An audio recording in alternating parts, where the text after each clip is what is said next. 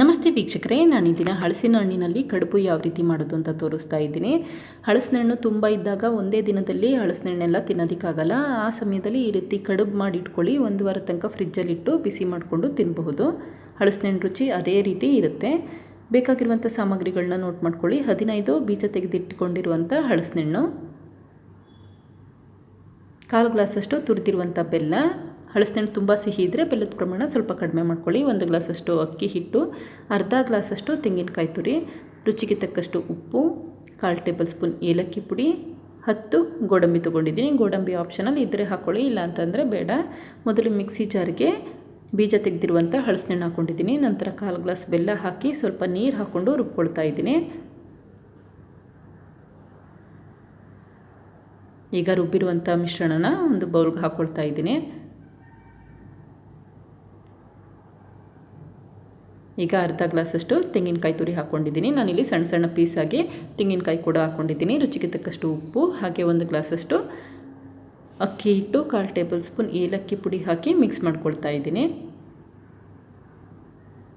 ನೋಡಿ, ಈ ಕನ್ಸಿಸ್ಟೆನ್ಸಿ ಇದ್ದರೆ ಸಾಕು, ತುಂಬ ನೀರು ಹಾಕ್ಕೊಂಡು ಮಿಕ್ಸ್ ಮಾಡೋಕ್ಕೆ ಹೋಗಬೇಡಿ. ಈಗ ಗೋಡಂಬಿ ಕೂಡ ಹಾಕ್ತಾಯಿದ್ದೀನಿ. ಗೋಡಂಬಿನ ಸ್ವಲ್ಪ ಸಣ್ಣ ಸಣ್ಣ ಪೀಸ್ ಮಾಡಿಕೊಂಡು ಹಾಕ್ಕೊಂಡ್ರೆ ಚೆನ್ನಾಗಿ ಅನಿಸುತ್ತೆ. ನಾನಿಲ್ಲಿ ಹಾಗೆ ಹಾಕ್ಕೊಂಡಿದ್ದೀನಿ.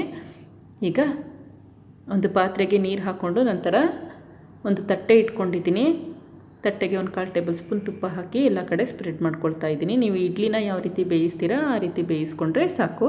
ಒಟ್ಟಿನಲ್ಲಿ ಹಬೆಯಲ್ಲಿ ಬೇಯಬೇಕಷ್ಟೇ. ಹಬೆಯಲ್ಲಿ ಬೇಯಿದ್ರೆ ಚೆನ್ನಾಗಿ ಬೇಯುತ್ತೆ. ತುಂಬ ಎಣ್ಣೆನೂ ಬೇಕಾಗಲ್ಲ ಅಥವಾ ತುಪ್ಪನೂ ಬೇಕಾಗಲ್ಲ. ಈಗ ಮಾಡಿರುವಂಥ ಹಲಸಿನ ಮಿಶ್ರಣನ ಹಾಕ್ಕೊಳ್ತಾ ಇದ್ದೀನಿ. ಎಲ್ಲ ಕಡೆ ನೀಟಾಗಿ ಸ್ಪ್ರೆಡ್ ಮಾಡ್ಕೊಳ್ತಾ ಇದ್ದೀನಿ. ಈಗ ಲಿಡ್ ಕ್ಲೋಸ್ ಮಾಡಿ 15 ನಿಮಿಷ ಮೀಡಿಯಮ್ ಫ್ಲೇಮಲ್ಲಿ ಬೇಯಲಿಕ್ಕಿಟ್ಟಿದ್ದೀನಿ. 15 ನಿಮಿಷ ಆಗಿದೆ. ಈಗ ಫೋರ್ಕ್ ಹಾಕಿ ಚುಚ್ಚಿದ್ರೆ ಅಂಟಬಾರ್ದು. ಹಾಗಾಗಿದ್ದರೆ ನೀಟಾಗಿ ಬೆಂದಿದೆ ಅಂತ ತಕ್ಷಣ ತೆಗೆದಿಟ್ಕೊಳ್ಳಿ. ಒಂದು ಅರ್ಧ ಗಂಟೆ ತಣ್ಣಗಾಗ್ಲಿಕ್ಕೆ ಬಿಡಿ. ತಣ್ಣಗಾದ್ಮೇಲೆ ಈ ರೀತಿ ಸಣ್ಣ ಸಣ್ಣ ಪೀಸ್ ಮಾಡಿಕೊಂಡು ಕಟ್ ಮಾಡ್ಕೊಳ್ಳಿ.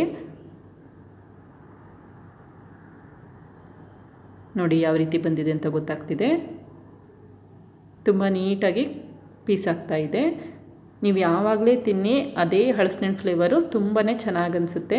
ನೋಡಿದ್ರಲ್ಲ ವೀಕ್ಷಕರೇ, ಎಷ್ಟು ಸುಲಭವಾಗಿ ಹಲಸಿನ ಹಣ್ಣಿನಲ್ಲಿ ಒಂದು ಸಿಹಿ ಕಡುಬು ಮಾಡಬಹುದು ಅಂತ ಗೊತ್ತಾಯ್ತಲ್ವ. ನೀವು ಕೂಡ ಪ್ರಯತ್ನಿಸಿ. Thank you. ಲೈಕ್ ಮಾಡಿ ಮತ್ತು ಸಬ್ಸ್ಕ್ರೈಬ್ ಮಾಡಿ.